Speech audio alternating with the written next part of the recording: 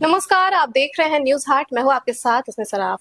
बिहार सरकार जल्द ही मंत्रियों और अधिकारियों की सरकारी खर्च पर होने वाली विदेश यात्राओं पर रोक लगाने जा रही है। आपको बता दें कि यह प्रतिबंध शुरुआती तौर पर अगले 6 महीने तक लागू रह सकता है। मुख्यमंत्री सम्राट चौधरी के निर्देश पर इसको लेकर आदेश का मसौदा लगभग तैयार कर लिया गया है और जल्द ही आधिकारिक घोषणा हो सकती है। सरकार के इस फैसले को प्रधानमंत्री नरेंद्र मोदी की उस अपील से जोड़कर देखा जा रहा है जिसमें उन्होंने वैश्विक हालात और ऊर्जा संकट को देखते हुए पेट्रोल बचत और गैर जरूरी विदेश यात्राओं से परहेज करने की बात कही थी। बिहार सरकार ने इस संदेश को गंभीरता से लेते हुए प्रशासनिक स्तर पर कई बदलाव शुरू कर दिए हैं। प्रधानमंत्री की अपील के बाद आपको बता दें कि मुख्यमंत्री सम्राट चौधरी ने खुद अपने काफिले को सीमित कर दिया है। अब उनके काफिले में सिर्फ 3 गाड़ियां रहेंगी। एक गाड़ी मुख्यमंत्री के लिए और एक आगे पीछे 2 गाड़ियां सुरक्षा व जरूरी स्टाफ के लिए होंगी।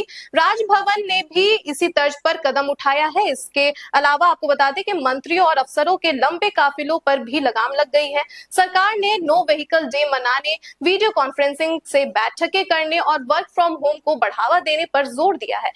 विदेश यात्रा पर रोक को इसी अभियान की अगली कड़ी माना जा रहा है। विदेश यात्रा पर रोक के साथ ही बिहार सरकार ने एक नई योजना बिहार दर्शन शुरू करने का फैसला भी लिया है। इसके तहत सरकारी अफसर, मंत्री और कर्मचारी अपने परिवार के साथ बिहार के पर्यटन स्थलों का भ्रमण करेंगे। सरकार चाहती है कि अधिकारी और कर्मचारी राज्य के पर्यटन स्थलों को करीब से देखें, वहां की सुविधाओं को समझे और सुधार के सुझाव दे। इस पहल का मकसद लोकल फॉर वोकल को बढ़ावा देना और बिहार में पर्यटन गतिविधियों को मजबूत करना है।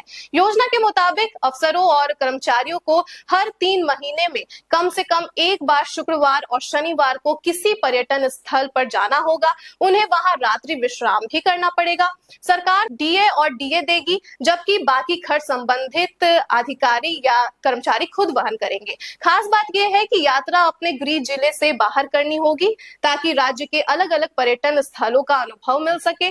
सरकारी निर्देशों के अनुसार आपको बता दें कि कर्मचारियों को कम से कम 3 पर्यटन स्थलों का भ्रमण करना होगा। यात्रा के दौरान ली गई तस्वीरें और अनुभव विभाग के साथ शेयर करना अनिवार्य होगा। इसके अलावा यात्रा के बाद एक विस्तृत प्रतिवेदन भी देना होगा जिसमें वहां की सुविधाओं, समस्याओं और सुधार के सुझाव शामिल होंगे। इन सुझावों को जुटाने के लिए अलग से नोडल अधिकारी भी नियुक्त किए जाएंगे। सरकार ने अधिकारियों और कर्मचारियों को होम स्टे और इको टूरिज्म को प्राथमिकता देने का निर्देश दिया है। इससे स्थानीय लोगों को रोजगार मिलने की संभावना बढ़ेगी और छोटे कारोबारियों का फायदा भी होगा।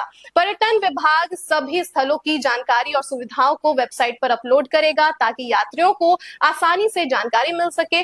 सरकार को उम्मीद है कि इस पहल से बिहार में लोकल टूरिज्म तेजी से बढ़ेगा। जब सरकारी कर्मचारी खुद पर्यटन स्थलों का अनुभव साझा करेंगे तो दूसरे लोग भी वहां घूमने के लिए प्रेरित होंगे। इस योजना से स्थानीय कारोबार, होटल, परिवहन और छोटे व्यवसायों को सीधा फायदा मिलने की संभावना है। साथ ही अफसरों के सुझाव के आधार पर पर्यटन सुविधाओं में सुधार भी किया जा सकेगा।